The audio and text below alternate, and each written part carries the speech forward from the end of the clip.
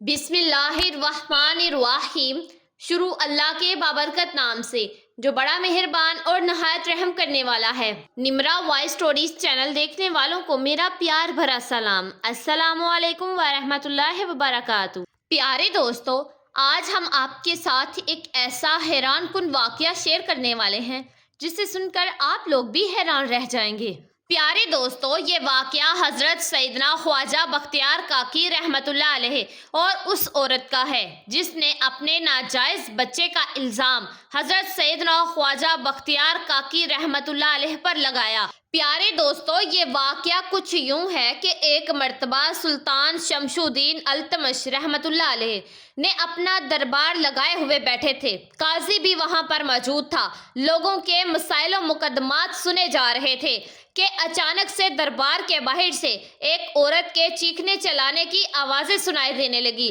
سلطان شمس الدین التمش رحمت اللہ علیہ اپنے تخت پر بیٹھے ہوئے تھے۔ جب انہوں نے چیخے چلانے کی آوازیں سنی تو سلطان شمس الدین رحمت اللہ علیہ نے اس عورت کو اندر بلانے کی اجازت دی کہ اس عورت کو اندر بلایا جائے جو باہر اتنی زیادہ چیخو پکار کر رہی ہے۔ اس عورت کو جب اندر بلا لیا گیا تو سلطان شمس الدین رحمت اللہ علیہ نے اپنے وقت کے بہت ہی نیک حکمران تھے اور حضور پاک صلی اللہ علیہ وسلم کی سیرت طیبہ اور شریعت اسلامیہ کے مطابق اپنی حکومت کو چلا رہے تھے اور فرمانے لگے کہ اے عورت، تجھے کیا مسئلہ ہے؟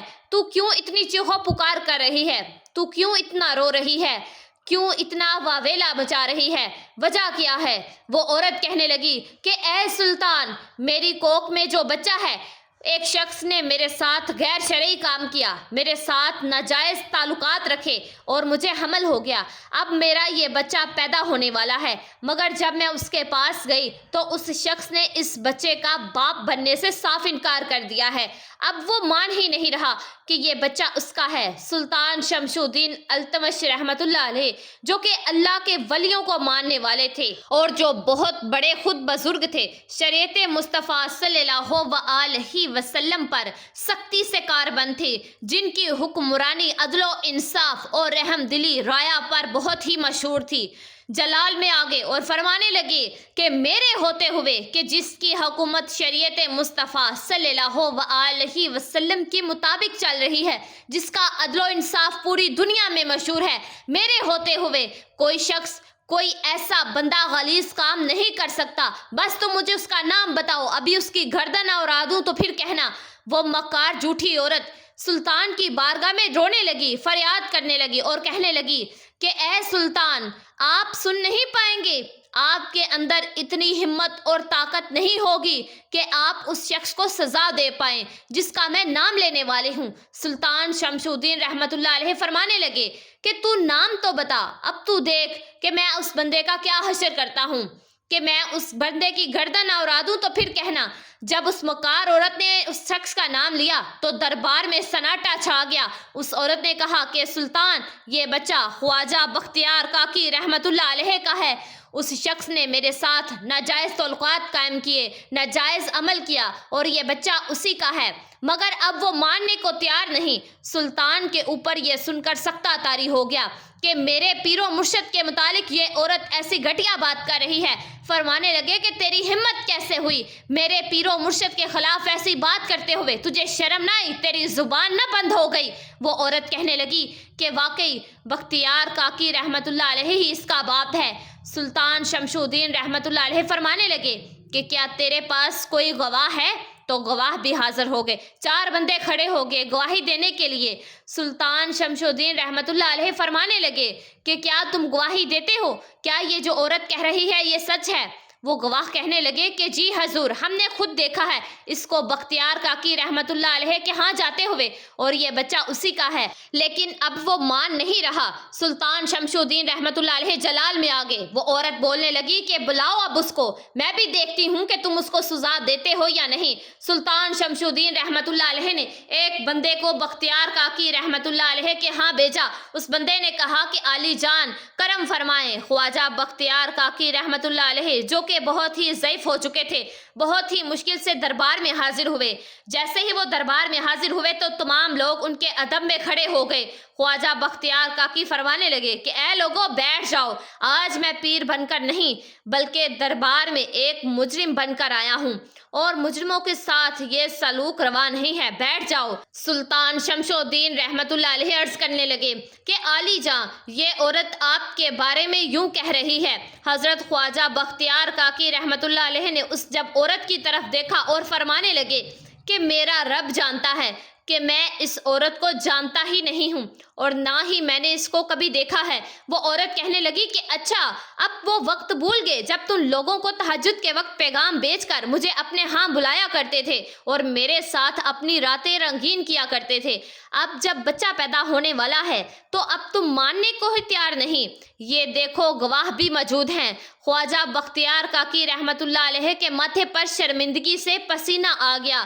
خواجہ بختیار کاکی رحمت اللہ علیہ نے آسمان کی طرف نگاہ اٹھائی اور بارگاہ الہی میں عرض کی کہ اے میرے رب، اگر تو اسی حال میں میرے سے راضی ہے تو میں بھی تجھ سے راضی ہوں۔ پھر خواجہ بختیار کاکی رحمت اللہ علیہ نے سلطان سے عرض کیا کہ کیا ایک دن کی مہلت مل جائے گی؟ مجھے ایک دن کی مہلت دے دو، صبح دوبارہ دربار لگا لینا اور فیصلہ اپنا سنا دینا۔ سلطان نے دربار برخاست کر دیا اور ایک دن کی مہلت دے دی اور خواجہ بختیار کاکی رحمت اللہ علیہ دربار سے گھر کی طرف چلے گئے۔ پھر آدھی رات کا وقت ہوا۔ خواجہ بختیار کاکی رحمت اللہ علیہ اٹھ گئے اور جائے نماز پر بیٹھ گئے اور اللہ تعالیٰ کو کثرت سے یاد کرنا شروع کر دیا۔ اللہ کی بارگاہ میں رو رو کر عرض کرنے لگے کہ اے میرے مولا، بے شک عزت اور ذلت دینے والا تو ہی ہے اور میری عزت تیرے ہاتھ میں ہے۔ اے میرے مالک، میری مدد فرما۔ اور اللہ کو یاد کرنا شروع کر دیا اور دکھی دل سے اپنے استاد پیر حضرت خواجہ غریب نواز کو بھی یاد کرنے لگے اور روتے روتے ان کی آنکھ لگ گئی۔ خواب میں کیا دیکھتے ہیں کہ ان کے پیر حضرت خواجہ غریب نواز رحمت اللہ علیہ جو اس وقت حیات تھے، خواب میں آئے اور کہنے لگے کہ اے بختیار کاکی، گھبرانا نہیں، میرا انتظار کرنا، میں صبح دربار میں پہنچ جاؤں گا۔ سلطان سے کہنا کہ میرا انتظار کرے۔ پھر جب صبح ہوئی تو خواجہ بختیار کاکی رحمت اللہ علیہ انتظار میں لگے ہوئے تھے۔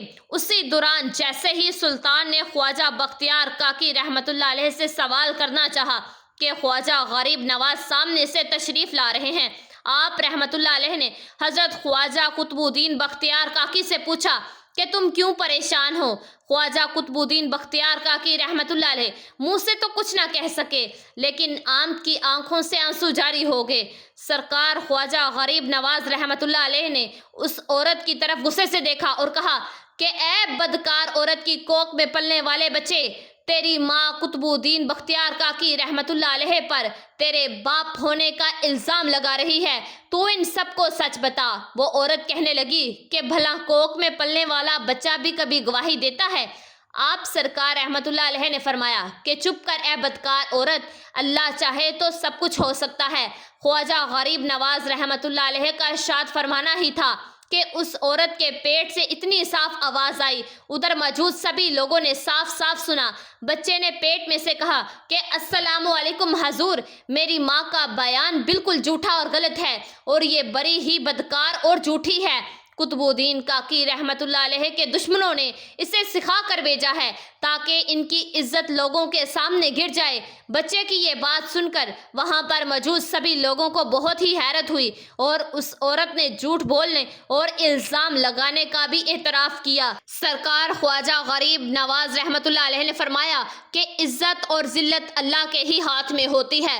یہ کہہ کر انہوں نے بختیار کاکی رحمت اللہ علیہ کا ہاتھ تھاما اور دربار سے باہر جانے لگے تو سلطان شمس الدین التمش رحمت اللہ علیہ پیچھے بھاگے اور عرض کرنے لگے کہ علی جاں، آپ کہاں جا رہے ہیں؟ کدھر جا رہے ہیں؟ فرمایا کہ بختیار کاکی میرا تھا، تیرے حوالے کیا تھا تاکہ ان سے تو فیض حاصل کرے اور ان کی عزت کرے۔ تیرے سے یہ کام نہیں ہوا، اس لیے میں انہیں واپس اجویر لے کر جا رہا ہوں۔ سلطان نے عرض کیا کہ علی جاں، نبی پاک صلی اللہ علیہ وسلم کی دین کی خاطر ہی انہیں یہیں پر رہنے دیں۔